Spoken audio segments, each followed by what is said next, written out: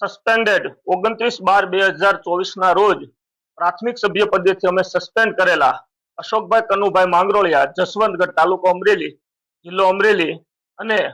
અમારા નિલેશભાઈ વીરજીભાઈ સાવલિયા, જેઓ અમારા પ્રાથમિક સભ્ય પદે ભૂતકાળમાં ભારતીય જનતા પાર્ટીમાં કામ કરતા હતા, તેઓને કોઈ પણ સંજોગો વશાત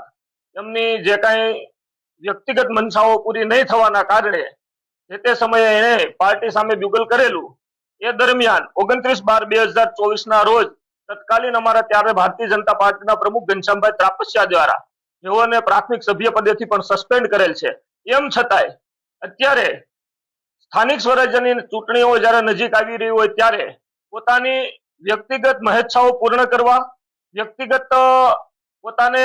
કોઈ મોટું બતાવવા અને એક નવી ફેશન ચાલે છે કે ભાજપમાં આમ છે ને તેમ છે, એટલે કે ભારતીય જનતા પાર્ટીને બદનામ કરવાનું એક કાવતરા રૂપે અને